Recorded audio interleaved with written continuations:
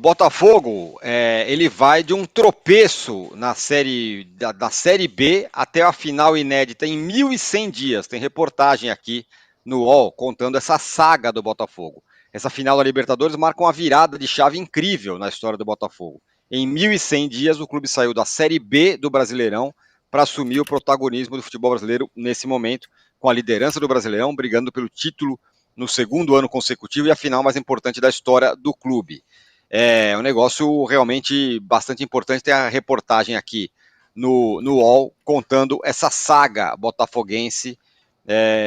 E aí, se isso acontecer, Renato, é aquelas coisas que só acontecem com o Botafogo, né? O time que sai do pré-sal ali e de repente tem uma virada inacreditável e consegue o título, se é que vai conseguir, né?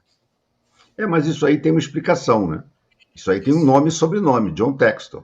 O Botafogo era um time quebrado e, de repente, chega um investidor, bota um caminhão de dinheiro, contrata sem parar, contrata bem, principalmente quando foi o caso do Arthur Jorge, e traz jogadores importantíssimos. Né? A janela do Botafogo é impressionante. Né? Janela do ano inteiro, se você considerar a primeira e segunda janela, você vai ver Luiz Henrique, você vai ver o Almada, você vai ver o Igor Jesus, você vai ver o Alex Telles, Alexandre do Flamengo. Enfim, é praticamente um time inteiro. O Botafogo praticamente contratou um time inteiro. E aquele time do ano passado, que fez uma campanha tão linda até começar a desmiringuir naquele Botafogo e Palmeiras, o famoso 4-3, que o Hendrick pegou a bola no fundo da rede e disse, deixa comigo, e o Tiquinho Soares perdeu um pênalti quando estava 3-1. De lá para cá, praticamente nenhum daqueles jogadores continuou titular. Tiquinho virou banco, o Júnior Santos se machucou, o Eduardo se machucou, estão voltando agora, tá? É um time novo, o John Textor contratou um time novo. Então, a grande diferença de reconstrução para o Botafogo realmente foi a transformação em SAF e a chegada do John Textor. Coisa que, por exemplo, não aconteceu no Vasco, porque quem comprou o Vasco era uma empresa bastante discutível, de histórico bastante discutível, e deu no que deu, né? O Vasco acha até que tem que levantar as mãos para o céu por não estar brigando pela segunda divisão, para fugir da segunda divisão. O Pedrinho até conseguiu arrumar uma coisa ali básica para se manter na primeira divisão, mas para sonhar mais alto, ele vai ter que procurar o seu John Textor, porque a grande diferença do Botafogo é o John Textor, não resta a menor dúvida. Alicia, é curioso, né? Porque com a final de Galo e Botafogo, a discussão mais forte que se tem no futebol do brasileiro hoje é vira SAF. Qualquer time, não, vira SAF, porque não dá para competir se não virar SAF. É só você ver o que o Botafogo fez. Ele contratou 70 milhões de euros numa janela no meio do ano, transformou o time e está aí nas finais e tudo mais. E isso reflete também, respinga no futebol sul-americano. São 6 finais brasileiras seguidas da Libertadores. 6 finais, não. 6 campeões. Né? Desculpa, 6 campeões. Exatamente, Renato, desculpa. 6 campeões seguidos entre os brasileiros na Libertadores. E na história são 7 finais. São Paulo e Atlético Paranaense, Internacional e São Paulo, 2005 e 2006. Depois Palmeiras e Santos em 2020, Palmeiras e Flamengo em 21, Flamengo e Atlético Paranaense em 22, Atlético Mineiro e Botafogo em 24. Então aí as finais, que foram as finais brasileiras, Alicia. Mas essa superioridade, SAF, uma grana violenta, você deixa times como o River Plate como meio sparring aqui, e é o River Plate, não é pouca coisa, é o Peñarol, né? São clubes muito importantes, mas o Brasil, com essas questões, com essa grana que está circulando por aqui, nada de braçada.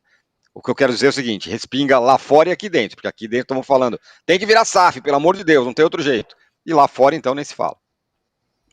Em relação aqui dentro, a gente está aprendendo, né, com agora já alguns anos de SAF nas costas, que existe SAF e SAF, né? Não é a mesma coisa, dependendo de quem entra, de como você faz, você veta as empresas com que você faz parceria, dependendo da capacidade de investimento, dependendo de um monte de coisas, do scouting, né? Eu acho que o Botafogo é preciso a gente dizer que esse time novo que o Botafogo montou tem uma janela de contratações caríssimas, algumas das contratações mais caras da história do futebol brasileiro, mas tem alguns achados também, né? Tem alguns jogadores que vieram de graça, tem alguns jogadores que realmente são fruto da qualidade técnica do trabalho de quem decide quem contratar, não é só despejar dinheiro, porque a gente já viu outros times ricos despejarem um caminhão de dinheiro, não ganharem nada e não montarem times competitivos, né? Gastar muito, mas gastar errado. Então, eu acho que tem essas duas coisas, né? O Vasco é o exemplo disso, virou SAF e disse que ia competir de igual para igual com o Flamengo, e obviamente isso não aconteceu, até que está tendo um ano realmente melhor do que parecia, mas não conseguiu chegar no patamar em que está o Botafogo. Em relação à competição com a América do Sul, realmente o Brasil vai se descolando, e aí isso tem vários efeitos que são cumulativos, né? Porque não é só que fica rico e consegue contratar bem, é que consegue contratar tirando desses times com que ele compete. Então, o Dela Cruz é um exemplo, né? O River bota lá uma multa no talo e o Flamengo vai lá e paga a multa, não precisa nem negociar, tem dinheiro, né? Espera, demora um pouco mais para contratar, para tentar não gastar tanto, mas pode, no final das contas, ir lá e tirar esses jogadores. O Almada é um jogador de seleção, né? Um jogador da seleção argentina campeã do mundo que está aí no Botafogo. Então tem essa capacidade de se fortalecer enfraquecendo os seus rivais. E aí tem uma bola de neve, a gente estava falando do G7, né? Tem aí o Cruzeiro, que se for campeão da Sul-Americana, também, né, pode, dependendo de onde estiver no Campeonato Brasileiro, aumentar mais uma vaga. Então a gente pode ter 8 clubes do Brasil, e aí quanto mais clubes vão, obviamente você tem mais chance de ganhar, e mesmo os que não vão disputar o título, se reforçam financeiramente para continuar contratando, porque tem acesso às premiações da Libertadores. Então é isso, né? Quanto mais gente vai, mais gente vai. E aí o que é impressionante dessa hegemonia é que a gente não está falando de 2, 3 times, a gente não está falando de Palmeiras, Flamengo e Botafogo, né? Os 3 times mais ricos do Brasil que chegam. A gente está falando do Atlético Paranaense, que hoje é um time que no Campeonato Brasileiro desse ano está brigando para não cair. A gente está falando do Santos, que está na Série B, do Fluminense, que esse ano teve um ano muito ruim, mas é o campeão do ano passado, de Palmeiras, de Botafogo. A gente está falando de 7 clubes diferentes nesse período, né? Então não é assim, resolveu a hegemonia desses 2, 3 e volta ao normal.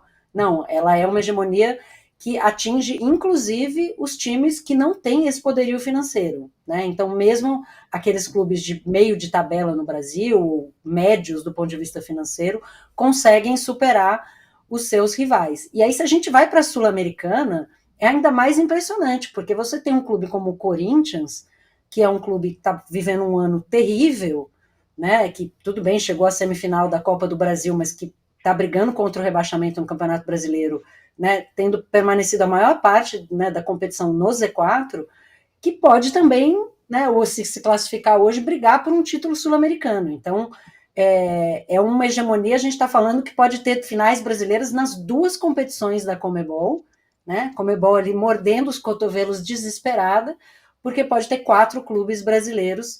E aí, gente, já imaginou um Galo e Cruzeiro na final da Recopa? É possível, estamos aí ainda diante de um cenário em que podemos ter clássicos regionais, então virou um campeonato brasileiro de luxo e vai ser muito difícil a Conmebol resolver esse problema porque passa por uma questão financeira que não tem solução rápida.